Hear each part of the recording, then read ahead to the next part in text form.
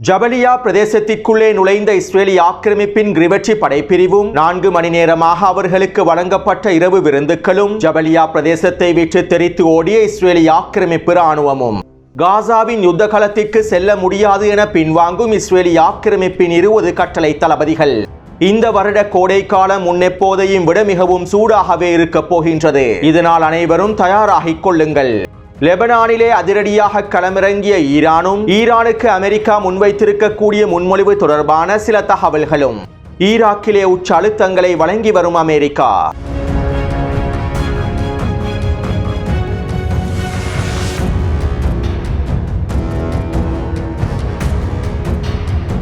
ஈராக்கிலே ஈரானின் ஆதிக்கத்தினை குறைப்பதற்காகவும் அமெரிக்காவின் ஆதிக்கத்தினை அதிகரிப்பதற்காகவும் அமெரிக்க தரப்பினர் பல்வேறுபட்ட முயற்சிகளை மேற்கொண்டு வருகின்றார்கள். ஈராக்கிலே இருக்கக்கூடிய அமெரிக்க படைகள் வெளியேறப் போவதாகவும் ஈராக்கில் இருக்கக்கூடிய அமெரிக்க இராணுவ தளங்கள் முழுமையாக வெளியேறப் போவதாகவும் கடந்த 2 வருடங்களாக அமெரிக்காவின் தலைமைகள் கருத்துக்களை வெளியிட்டு வருகின்றார்கள். இருப்பினும் அமெரிக்க இராணுவம் ஈராக்கில் இருந்து இன்னும் வெளியேறவில்லை. ISIS பயங்கரவாதிகளுக்கு எதிராக நாங்கள் தொடர்ச்சியான தாக்குதல்களை மேற்கொள்கின்றோம் என்கின்ற பெயரில் ஈராக்கிற்குள்ளே அமெரிக்க இராணுவம் தொடர்ச்சியாக நிலை கொண்டுள்ளது. உண்மையில் ஈராக்கிலே ISIS பயங்கரவாதிகளை அழிப்பதில் PMF படைகளே முதன்மை இடத்தை பிடித்துள்ளார்கள். ஈராக்கிய இராணுவத்திற்கு கீழால் இயங்கக்கூடிய PMF படைகளுடைய தொடர்ச்சியான வேலை திட்டங்களின் மூலமாகவும் ஈராக்கிற்குள்ளே இருக்கக்கூடிய ஹிஸ்புல்லா இராணுவத்தின் மூலமாகவும் ஈராக்கிய எதிர்ப்பு குழுக்கள் மூலமாகவுமே அதிகளவான ISIS பயங்கரவாதிகள் ஈராக்கிற்குள்ளே அழிக்கப்பட்டுள்ளார்கள். ஈராக்கிலிருந்து அமெரிக்க இராணுவம் முழுமையாக வெளியேறி இருந்தால் ஈராக்கினுடைய அரச இராணுவமும் PMF படைகளும் ஏனைய எதிர்ப்பு குழுக்களும் ஒன்றிணைத்து ISIS பயங்கரவாதிகளை வேரோடு அழித்திருப்பார்கள். ஈராக்கிற்குள்ளே இருக்கக்கூடிய ஒட்டுமொத்த ISIS பயங்கரவாதிகளையும் அதனுடைய வேர்களையும் ஈராக்கிய இராணுவமும் PMF படைகளும் ஒட்டுமொத்தமாக அழித்திருப்பார்கள். அமெரிக்க இராணுவம் ஈராக்கிற்குள்ளே இருந்து கொண்டு PMF படைகளுக்கு எதிராகவும் எதிர்ப்பச்சுக்களுக்கு எதிராகவும் மறைமுகமாக செயற்படுவதன் விளைவாகவே ஈராக்கிற்குள்ளே ISIS பயங்கரவாதிகளை முழுமையாக அழிக்க முடியாத நிலைமை ஏற்பட்டிருப்பதாகவும் ஈராக்கிய ஆய்வாளர்களே கருத்துக்களை வெளியிட்டுள்ளார்கள்.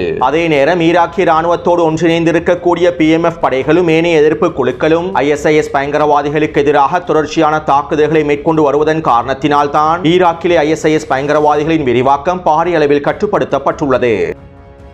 இருப்பினும் தற்போது சிரியா பயங்கரவாதிகளின் கூடாரமாக மாறி இருப்பதனால் ISIS பயங்கரவாதிகளின் முன்னாள் தளபதியான ஜூலானி தற்போது சிரியாவின் ஜனாதிபதியாக பதவியேற்றிருப்பதனால் சிரியாவின் மத்திய பிரதேசத்திலும் கிழக்கு பிரதேசத்திலும் ISIS பயங்கரவாதிகள் அவர்களுடைய ஆதிக்கத்தினை விரிவுபடுத்தியுள்ளார்கள். மேலும் இந்த சந்தர்ப்பத்தினை பயன்படுத்தி ஈராக்கிற்குள்ளே இருக்கக்கூடிய ISIS பயங்கரவாதிகளின் வேர்களையும் தூண்டுவதற்கான வேலை திட்டங்களையும் சிரியாவில் இருக்கக்கூடிய ISIS பயங்கரவாதிகளின் தலைமைகள் மேற்கொண்டு வருகின்றார்கள். சுருக்கமாக குறிப்பிடுவதாக இருந்தால் ISIS பயங்கரவாதிகள் அவர்களுடைய 2ஆம் அலை தாக்குதல்களை மேற்கொள்வதற்கு திட்டமிட்டு வருகின்றார்கள். இவை தொடர்பாக நான் முன்னே காணொளிகளிலும் பல்வேறுபட்ட விடயங்களை குறிப்பிட்டுள்ளேன். எனவே இப்படியான ஒரு இக்கட்டான நிலைமையில் ஈராக்கில் இருக்கக்கூடிய PMF படைகளும் ஏனைய எதிர்ப்பு குழுக்களும் முழுமையாக ஈராக்கிலே நிராயுதபாணியாக்கப்பட்டால் ISIS பயங்கரவாதிகளுடைய ஆதிக்கம் உச்சக்கட்டத்தை அடைந்துவிடும். பல பயங்கரவாத குழுக்கள் ஒன்றிணைந்து சிரியாவை கைப்பற்றியதை போன்று ஈராக்கில் இருக்கக்கூடிய ISIS பயங்கரவாதிகளும் ஈராக்கிய அரசாங்கத்தினை கைப்பற்றுவதற்கான வேலை திட்டங்களை ஆரம்பித்துவிடும். எனவே இப்படியான நிலைமையில் தான் டொனால்ட் ட்ரம்பினுடைய நிர்வாகம் ஈராக்கினுடைய வெளியுறவுத்துறை அமைச்சரான ஃபுவாட் ஹுசைன் அவர்களுக்கு ஒரு கடிதம் ஒன்றினை அனுப்பி வைத்துள்ளது. 2 வாரத்திற்குள்ளே ஈராக்கில் இருக்கக்கூடிய PMF படைகளும் ஏனைய எதிர்ப்பு அச்சுக்களும் முழுமையாக வெளியேற்றப்பட்டு விட வேண்டும். இல்லாவிட்டால் நாங்கள் அடுத்த கட்ட நடவடிக்கைகளை ஆரம்பிப்போம் என டொனால்ட் ட்ரம்பின் நிர்வாகம் தெரிவித்துள்ளது. அதாவது ஈராக்கில் இருக்கக்கூடிய முக்கியமான PMF படைகளையும் எதிர்ப்பு குழுக்களையும் முழுமையாக நிராயுதபாணியாக்கிவிட வேண்டும் என்றும் அவர்களை முழுமையாக ஈராக்கிலிருந்து வெளியேற்றிவிட வேண்டும் என்றே தற்போது டொனால்ட் ட்ரம்பின் நிர்வாகம் ஈராக்கிற்கு உச்ச அழுத்தங்களை வழங்கி வருகின்றது. தற்போது ஈராக்கில் இருக்கக்கூடிய PMF படைகளிலும் எதிர்ப்பு குழுக்களிலும் 7 லட்சத்திற்கும் அதிகமான வீரர்கள் காணப்படுகின்றார்கள். இவர்கள் அனைவரும் வெளியேற்ற வேண்டும் என்றே நிராயுதபாணியாக்கப்பட வேண்டும் என்றே அமெரிக்கா குறிப்பிட்டுள்ளது. அத்தோடு இந்த அழுத்தங்களை தொடர்ந்து ஈராக்கில் இருக்கக்கூடிய எதிர்ப்பு குழுக்கள் அறிக்கை ஒன்றை வெளியிட்டிருந்தார்கள். நாங்கள் ஒரு பொழுதும் ஈராக்கில் இருந்து வெளியேறப் போவதில்லை. அமெரிக்க இராணுவமும் அமெரிக்க கட்டளை தளங்களும் தான் ஈராக்கில் இருந்து முழுமையாக வெளியேற்றப்பட வேண்டும். சட்டவிரோதமாக ஈராக்கிற்குள்ளே இருக்கக்கூடிய ஒட்டுமொத்த அமெரிக்க படைகளும் முழுமையாக வெளியேறிவிட வேண்டும். நாங்கள் அமெரிக்க இராணுவ தளங்களை தொடர்ச்சியாக அவதானித்து வருகின்றோம். மேலும் அமெரிக்க இராணுவம் ஈராக்கை விட்டு வெளியேறாவிட்டால் மீண்டும் நாங்கள் அமெரிக்க இராணுவ தளங்களுக்கு எதிரான தாக்குதல்களையும் ஆரம்பிப்போம். அடுத்த கட்ட விரிவாக்கத்திற்கும் நாங்கள் தயாராகவே இருக்கின்றோம் என ஈராக்கினுடைய எதிர்ப்பு குழுக்கள் குறித்த அறிக்கையிலே தெரிவித்துள்ளார்கள். அத்தோடு அமெரிக்காவின் இந்த உச்ச அழுத்தங்களில் இருந்து PMF படைகளை பாதுகாத்துக் கொள்வதற்காக ஈராக்கிய அரசாங்கம் சில முடிவுகளையும் எடுக்கப் போகின்றது. அதாவது ஈராக்கின் மிக முக்கியமான படைகளான PMF படைகளை ஈராக்கிய அரசை ராணுவத்தோடு இணைப்பதற்கான வேலை திட்டங்களை ஆரம்பித்துள்ளார்கள். PMF படைகளை நிராயுத பாணியாக்காமல் அவர்களை ஈராக்கினுடைய அரசை ராணுவமாக அறிவிப்பதற்கு எல்லா விதமான வேலை திட்டங்களையும் முன்னெடுத்து வருகின்றார்கள். மேலும் ஈராக்கினுடைய இந்த முடிவுகள் அமெரிக்காவுக்கு ஒரு பதிலடியாகவே வழங்கப்பட்டுள்ளது. அத்தோடு ஈராக் நாடானது அவர்களுடைய மின் உற்பத்தியில் 40% மின் உற்பத்தியை ஈரானிடமிருந்தே பெற்றுக் கொள்கின்றார்கள். மின்சார உற்பத்திக்கு தேவையான எண்ணெயையும் ஈரானிலிருந்தே பெற்றுக் கொள்கின்றார்கள். எனவே தற்போது டொனால்ட் ட்ரம்பினுடைய நிர்வாகம் ஈராக் நாடானது ஈரானிலிருந்து மின்சாரத்தை பெற்றுக்கொள்ளக் கூடாது என்றும் ஈரானிடமிருந்து எண்ணெயையும் எரிவாயுக்களையும் பெற்றுக்கொள்ளக் கூடாது என்றும் கட்டளையிட்டுள்ளது. இல்லாவிட்டால் நாங்கள் ஈராக்குக்கு தொடர்ச்சியான பொருளாதார தடைகளை விதிப்போம் என்றும் அமெரிக்கா தெரிவித்துள்ளது. இருப்பினும் ஈராக்கிய அரசானது மறைமுகமாக ஈரானிடமிருந்து எரிவாயுவையும் எண்ணெயையும் பெற்றுக் கொள்வதாகவும் தெரிவிக்கப்படுகின்றது. அதாவது லெபனான் சிரியாவுக்கு அடுத்தபடியாக அமெரிக்கா ஈராக் மீதான அழுத்தங்களை அதிகரித்துள்ளது. சிரியாவிலே தற்போது ஏற்பட்டிருக்கக்கூடிய நிலைமை ஈராக்கில் ஏற்பட வேண்டும் என்பதற்காக எல்லாவிதமான வேலை திட்டங்களையும் நேரடியாகவும் மறைமுகமாகவும் மேற்கொண்டு வருகின்றது.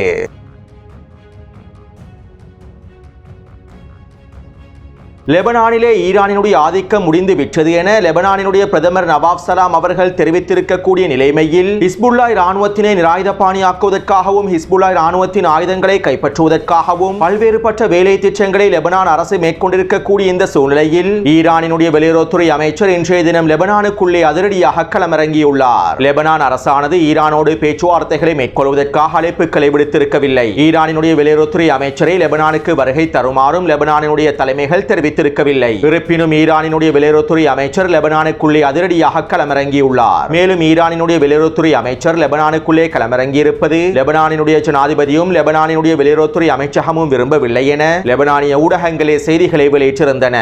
ஈரானினுடைய வெளியுறவுத்துறை அமைச்சரை எந்தவிதமான சந்தோஷமும் இல்லாமலேயே லெபனானினுடைய வெளியுறவுத்துறை அமைச்சர் வரவேற்றிருந்தார். இவை தொடர்பான காணொளிகளும் வெளியாகி இருந்தன. மேலும் லெபனானுக்குள்ளே அதிரடியாக களமிறங்கிய ஈரானினுடைய வெளியுறவுத்துறை அமைச்சர் ஊடகங்களிடம் இவ்வாறு தெரிவித்தார். எல்லா நிலைமைகளிலும் நாங்கள் லெபனானினுடைய இறையாண்மையையும் பிராந்தியத்தின் ஒருமைப்பாட்டையும் ஆதரித்துள்ளோம். லெபனானுக்கான முழுமையான ஆதரவை தொடர்ச்சியாக வழங்கி வந்துள்ளோம். லெபனானினுடைய இறையாண்மையை நாங்கள் மதிக்கின்றோம். மேலும் ஜியோனிச ஆட்சிக்கு எதிராக நாங்கள் லெபனானை முழுமையாக ஆதரிப்போம். லெபனானிலே இருக்கக்கூடிய எங்களுடைய நண்பர்களுக்கு முழுமையான ஆதரவை வழங்குவோம். இதற்கு அர்த்தம் நாங்கள் லெபனானினுடைய விவகாரங்களில் தலையிடுவது என்பதல்ல. ஜியோனிச ஆட்சிக்கு எதிராக நாங்கள் லெபனானை பலப்படுத்துவதற்கு எல்லா விதமான வேலை திட்டங்களையும் முன்னெடுப்போம் என ஈரானினுடைய வெளியுறவுத்துறை அமைச்சர் தெரிவித்திருந்தார்.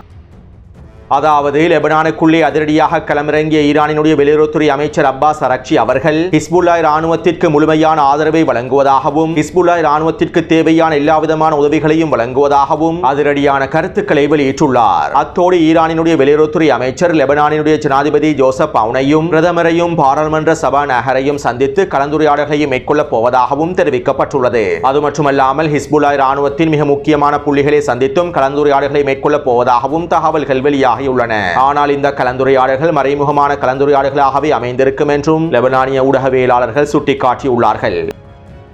அடுத்து ஈரானுக்கு அமெரிக்கா வழங்கியிருக்கக்கூடிய புதிய முன்மொழிவு தொடர்பாக எக்ஸியோஸ் ஊடகம் இவ்வாறு தெரிவித்துள்ளது. அமெரிக்காவின் புதிய முன்மொழிவுக்கு அமைவாக ஒரு குறிப்பிட்ட மற்றும் தற்காலிக காலத்திற்குள் யுரேனியம் செறிவூட்டலை மேற்கொள்வதற்கான அனுமதி ஈரானுக்கு வழங்கப்படும். சிவில் தேவைகளுக்காக மாத்திரம் யுரேனியம் செறிவூட்டலை பயன்படுத்துவதற்கான அனுமதியும் வழங்கப்படும். ஆனால் இதற்கீடாக ஈரான் யுரேனியம் மாற்றங்களுக்கான முழுமையான கட்டமைப்புகளை நீக்க வேண்டும். மேம்பட்ட யுரேனியம் மைய விளக்குகள் மீதான ஆராய்ச்சிகளை ஈரான் முழுமையாக நிறுத்திவிட வேண்டும். ஏற்கனவே செறிவூட்ட யுரேனியத்தினை ஈரானிலிருந்து வெளியேற்றி விட வேண்டும் என குறித்த முன்மொழிவில் தெரிவிக்கப்பட்டிருப்பதாக எக்ஸியோஸ் ஊடகம் குறிப்பிட்டுள்ளது. ஆனால் உண்மையில் அமெரிக்க தரப்பினர் முன்வைத்திருக்கக்கூடிய முன்மொழிவில் இந்த விடயங்கள் தான் குறிப்பிடப்பட்டுள்ளது என்பது உறுதி செய்யப்படவில்லை. அமெரிக்காவின் முன்மொழிவுக்கு ஈரானிய தரப்பினர் வழங்கக்கூடிய பதிலின் மூலமாகவே குறித்த முன்மொழிவில் உள்ளடங்கியிருக்கக்கூடிய விடயங்களை எங்களுக்கு முழுமையாக அவதானித்துக் கொள்ள முடியும். அத்தோடு எக்ஸியோஸ் ஊடகம் குறித்த அறிக்கைகளை வெளியிட்டதை தொடர்ந்து டொனால்ட் ட்ரம்ப் எக்ஸ் தளத்திலே இவ்வாறு தெரிவித்திருந்தார். நாங்கள் எங்களுடைய ஒப்பந்தத்தின் மூலமாக யுரேனியம் செறிவூட்டல் ஈரானுக்கு அனுமதிக்கப் போவதில்லை. ஈரானினால் 1% யுரேனியம் செறிவூட்டலை மேற்கொள்ள முடியாது என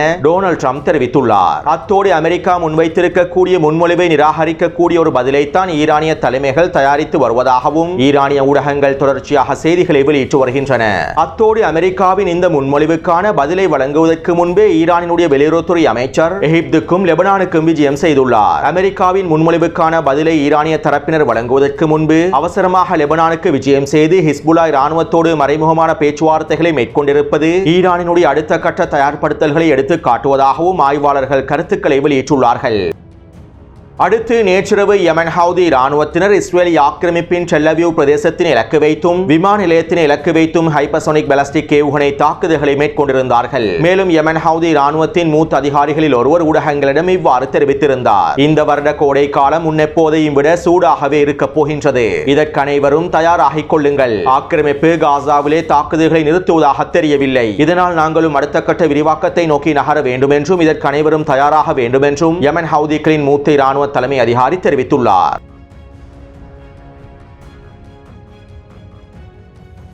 இஸ்ரேலி ஆக்கிரமிப்பு ராணுவம் காசாவின் 70% பிரதேசங்களில் இருந்து பலஸ்தீனிய மக்களை வெளியேறுமாறு கட்டளையிட்டுள்ளது. அதாவது குறித்த வரைபடத்திலே சிவப்பு நிறத்தினால் காண்பிக்கப்பட்டிருக்கக்கூடிய பிரதேசங்களில் இருந்து பலஸ்தீனிய மக்களை முழுமையாக வெளியேறி பச்சை நிறத்தினால் காண்பிக்கப்பட்டிருக்கக்கூடிய பிரதேசங்களை நோக்கி நகருமாறு கட்டளையிட்டுள்ளது. சிவப்பு நிறத்தினால் காண்பிக்கப்பட்டிருக்கக்கூடிய 70% பிரதேசங்களில் இருந்து பலஸ்தீனிய மக்கள் முழுமையாக வெளியேறி பச்சை நிறத்தை அடைந்ததும் குறித்த சிவப்பு நிற பிரதேசங்களிலே உச்சக்கட்ட தரைவழி தாக்குதல்களை மேற்கொண்டு வான்வழி தாக்குதல்களை மேற்கொண்டு அவற்றை முழுமையாக கைப்பற்றியதற்கு பிறகு பச்சை நிற பிரதேசத்தில் இருக்கக்கூடிய பலஸ்தீனிய மக்களை ரஃபா பிரதேசத்தை நோக்கி நகர்த்திவிட்டு பச்சை நிற பிரதேசங்களையும் முழுமையாக கைப்பற்றி ஒட்டுமொத்த காசாவையும் தங்களுடைய கட்டுப்பாட்டுக்கு கீழால் கொண்டு வருவதற்கான தாக்குதல்களையே நாங்கள் ஆரம்பிக்க போகின்றோம் என இஸ்ரேலி ஆக்கிரமிப்பு தலைமைகள் தொடர்ச்சியான கருத்துக்களை வெளியிட்டு வருகின்றார்கள். அதாவது இஸ்ரேலி ஆக்கிரமிப்பின் கிதியோனின் ரதங்கள் என்கின்ற இறுதி புனித போரிலே நாங்கள் காசாவை முழுமையாக கைப்பற்றிக் கொள்வோம் என தெரிவித்து வருகின்றார்கள். ஆனால் உண்மையில் காசாவின் யுத்தகலத்தில் கிதியோனின் ரதங்கள் டேவிடின் கற்களால் சிதைக்கப்பட்டு வருகின்றன.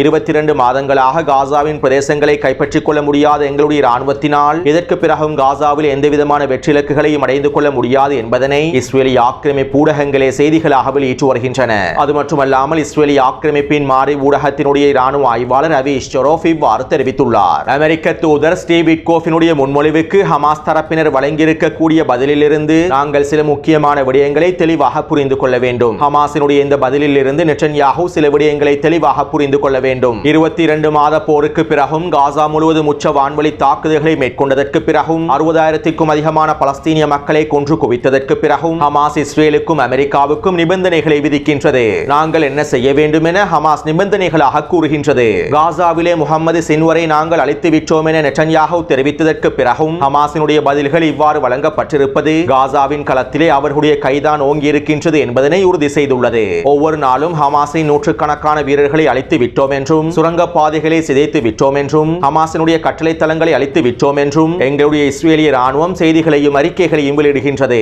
ஆனால் கடந்த ஒரு வாரத்திற்குள்ளே மாத்திரம் எங்களுடைய ராணுவத்தினுடைய சிப்பாய்களில் 200க்கும் அதிகமானோர் காசாவின் களத்திலே இழப்புகளை சந்தித்திருப்பதாகவும் வைத்தியசாலை வட்டாரங்கள் தெரிவிக்கின்றன.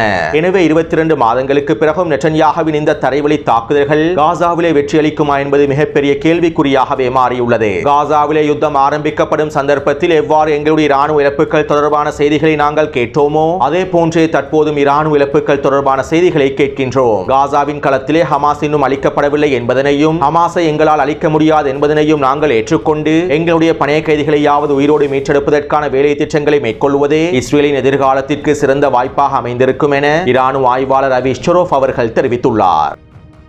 அடுத்து இஸ்ரேலி ஆக்கிரமிப்பு ராணுவத்தின் 20 கட்டளை தளபதிகள் காசாவிற்குள்ளே மீண்டும் செல்வதற்கான மறுப்பை தெரிவித்துள்ளார்கள். இதற்கு பிறகும் எங்களுடைய உயிர்களை பணயம் வைக்க முடியாது, நாங்கள் இதற்கு பிறகு ஒரு பொழுதும் காசாவிற்குள்ளே செல்ல போவதில்லை என 20 கட்டளை தளபதிகள் தங்களுடைய கடிதங்களை ஒப்படைத்துள்ளார்கள். இதைத் தொடர்ந்து இஸ்ரேலி ஆக்கிரமிப்பு ராணுவம் முக்கியமான 4 கட்டளை தளபதிகளை கைது செய்து சிறையில் அடைத்துள்ளது. மேலும் அதிகளவான கட்டளை தளபதிகள் இஸ்ரேலி ஆக்கிரமிப்பை விற்றே தப்பியோடுவதற்கான முயற்சிகளை மேற்கொண்டுள்ளார்கள். இவ்வாறு தப்பியோடுவதற்கு முயற்சி செய்த கட்டளை தளபதிகளையும் சில சிப்பாய்களையும் இஸ்ரேலி ஆக்கிரமிப்பு ராணுவம் கைது செய்து சிறையில் அடைத்திருப்பதாகவும் இஸ்ரேலி ஆக்கிரமிப்பின் வல்லா ஊடகம் தெரிவித்துள்ளது. அடுத்து பலஸ்தீனிய போராளிகள் காசாவின் களத்திலே தொடர்ச்சியான வீரியமான தாக்குதல்களை மேற்கொண்டு வருகின்றார்கள். இதற்கமைவாக அல் கஸ்ஸாம் படையினர் கான்யூனிஸின் தெற்கு பிரதேசமான நஜ்ஜார் பிரதேசத்திலே ஒரு புல்டோசர் வண்டி ஒன்றினை இலக்கு வைத்து யாசின் ஏவுகணை தாக்குதல்களை மேற்கொண்டுள்ளார்கள். மேலும் குறித்த புல்டோசர் வண்டியில் கருகாமல் இருக்கக்கூடிய படைகளை இலக்கு வைத்தும் யாசின் ஏவுகணை தாக்குதல்களை மேற்கொண்டு அனைவரையும் கொத்த அழித்துள்ளார்கள். மேலும் இதைத் தொடர்ந்து குறித்த பிரதேசத்திற்கு வருகை தந்த மெர்காவா போர்த்தாங்கி வாகனம் ஒன்றையும் 2 காலாட் படைகளையும் இலக்கு வைத்து யாசின் ஏவுகணை தாக்குதல்களை மேற்கொண்டுள்ளார்கள். அடுத்து அல் குதுஸ் குத்ஸ் படையினர் காசா நகருக்கு கிழக்கு பிரதேசத்திலே இஸ்ரேலிய ஆக்கிரமிப்பு ராணுவம் அமைத்திருக்கக்கூடிய கட்டளை தளம் ஒன்றினை இலக்கு வைத்து தாக்குதல்களை மேற்கொண்டுள்ளார்கள். இந்த தாக்குதலிலே குறித்த கட்டளை தளமானது முழுமையாக சிதைக்கப்பட்டிருப்பதாக தெரிவிக்கப்படுகின்றது. மேலும் குறித்த கட்டளை தளத்திற்கு அருகாமையில் இருக்கக்கூடிய ஜீப் வண்டி ஒன்றினை இலக்கு வைத்து யாசின் ஏவுகணை தாக்குதல்களை மேற்கொண்டுள்ளார்கள். இந்த தாக்குதலிலே குறித்த ஜீப் வண்டியும் அதற்குள்ளே இருக்கக்கூடிய 6க்கும் அதிகமான சிப்பாய்களும் கொத்தாக தட்டி தூக்கப்பட்டுள்ளார்கள். அடுத்து அல்கசாம் படையினர் ஜபலியாவின் கிழக்கு பிரதேசத்திலே ஒரு சிக்கலான தாக்குதல் ஒன்றை மேற்கொண்டுள்ளார்கள். நேற்றிரவு 6 மணி அளவில் இஸ்ரேலிய ஆக்கிரமிப்பின் கிரெவெற்றி படைப்பிரிவானது ஜபலியாவின் கிழக்கு பிரதேசத்தினூடாக நுழைந்துள்ளது. மேலும் இவ்வாறு இஸ்ரேலிய ஆக்கிரமிப்பின் கிரெவெற்றி படைப்பிரிவு குறித்த பிரதேசத்தினூடாக நுழைவதற்கு முன்பு இந்த பகுதியில் 20க்கும் அதிகமான பொறிகளை பலஸ்தீனிய போராளிகள் வைத்துள்ளார்கள். ஷவாஸ் வெடிகுண்டையும் பாக் வெடிகுண்டையும் பயன்படுத்தி இந்த பொறிகள் வைக்கப்பட்டுள்ளன. மேலும் இஸ்ரேலிய ஆக்கிரமிப்பின் தொடரணி குறித்த பிரதேசத்தினூடாக நுழைந்ததும் 3 பலஸ்தீனிய போராளிகள் நேரடியாக களமிறங்கி ஒரு பொறியை வெடிக்கச் செய்துள்ளார்கள். இந்த பொறி வெடித்ததில் ட்ரக் வண்டி ஒன்று முழுமையாக தட்டி தூக்கப்பட்டுள்ளது. அந்த ட்ரக் வண்டிக்குள்ளே இருக்கக்கூடிய 10க்கும் அதிகமான சிப்பாய்களும் மொத்தமாக அழிக்கப்பட்டுள்ளார்கள். அதே நேரம் நேரடியாக களமிறங்கி குறித்த பொறியை வெடிக்கச் செய்த 3 பலஸ்தீனிய போராளிகளும் கொல்லப்பட்டுள்ளார்கள். அத்தோடு குறித்த சாலையோரத்திலே வைக்கப்பட்டிருந்த 20க்கும் அதிகமான பொறிகளும் வெடிக்கச் செய்யப்பட்டுள்ளன. இந்த பொறிகளிலே 2 ஜீப் வண்டிகள் மொத்தமாக அழிக்கப்பட்டுள்ளன. அதற்குள்ளே இருக்கக்கூடிய 10க்கும் அதிகமான சிப்பாய்களும் அழிக்கப்பட்டுள்ளார்கள். இதைத் தொடர்ந்து தப்பிச் சென்ற ஏனைய சிப்பாய்கள் அருகிலே இருக்கக்கூடிய வீடொன்றிற்குள் பதுங்கியுள்ளார்கள். இந்த சந்தர்ப்பத்திலே பலஸ்தீனிய போராளிகள் சுற்றி வளைத்து குறித்த வீட்டை இலக்கு வைத்து யாசின் ஏவுகணை தாக்குதல்களையும் டிபிஜி ஏவுகணை தாக்குதல்களையும் மேற்கொண்டுள்ளார்கள். இந்த தாக்குதலிலே குறித்த வீடானது முழுமையாக இடிந்து விழுந்து அதற்குள் இருக்கக்கூடிய சிப்பாய்களும் மொத்தமாக அழிக்கப்பட்டுள்ளார்கள். குறித்த வீட்டிலே கிட்டத்தட்ட 20க்கும் அதிகமான சிப்பாய்கள் பதுங்கி இருந்ததாகவும் தெரிவிக்கப்படுகின்றது. மேலும் இந்த தாக்குதலை தொடர்ந்து இஸ்ரேலிய ஆக்கிரமிப்பின் ஹெலிகாப்டர்கள் இவர்களை மீட்பதற்காக களமிறங்கியுள்ளன. இந்த சந்தர்ப்பத்திலே பலஸ்தீனிய போராளிகள் ஹெலிகாப்டர்களை இலக்கு வைத்தும் தாக்குதல்களை மேற்கொண்டுள்ளார்கள். இந்த தாக்குதலினால் குறித்த பிரதேசத்திலிருந்து ஹெலிகாப்டர்கள் முழுமையாக வெளியேறியுள்ளன. இதற்கு பிறகு வருகை தந்த மீட்பு படைகள் இலக்கு வைத்து பலஸ்தீனிய போராளிகள் நேரடியான துப்பாக்கிச் சூட்டு தாக்குதல்களை மேற்கொண்டுள்ளார்கள். கிட்டத்தட்ட 4 மணி நேரமாக குறித்த தாக்குதல்கள் மேற்கொள்ளப்பட்டிருப்பதாகவும் தெரிவிக்கப்படுகின்றது. அதாவது 4 மணி நேரமாக பலஸ்தீனிய போராளிகள் மேற்கொண்ட தாக்குதலில் 40க்கும் அதிகமான சிப்பாய்களை தட்டி தூக்கியுள்ளார்கள். மேலும் இந்த தாக்குதல்களை தொடர்ந்து இஸ்ரேலிய ஆக்கிரமிப்பின் கிரெவெற்றி படைப்பிரிவானது ஜபலியாவின் குறித்த பிரதேசத்திலிருந்து தெரித்து ஓடி இருப்பதாகவும் தெரிவிக்கப்படுகின்றது. அடுத்து இந்த தாக்குதல்களை தொடர்ந்து அல்-அக்ஸா படையினர் சுஜையாவின் கிழக்கு பிரதேசத்தில் ஒரு மெர்காவா போர்த்தாங்கி வாகனத்தையும் அளித்துள்ளார்கள். எனவே நேற்று மாலை 6 மணியிலிருந்து இன்று மாலை 6 மணி வரையில் கிடைக்கப்பெற்றிருக்கக்கூடிய தகவல்களுக்கு அமைவாக ஒரு புல்டோசர் வண்டியும் 2 மெர்காவா போர்த்தாங்கி வாகனங்களும் 3 ஜீப் வண்டிகளும் ஒரு ட்ரக் வண்டியும் அளிக்கப்பட்டுள்ளன. மேலும் 60க்கும் அதிகமான சிப்பாய்கள் மொத்தமாக அளிக்கப்பட்டுள்ளார்கள். எனவே இந்த காணொளி தொடர்பான கருத்துக்களை பதிவிடுங்கள். தொடர்ந்து என்னுடன் இணைந்திருங்கள். நன்றி, வணக்கம்.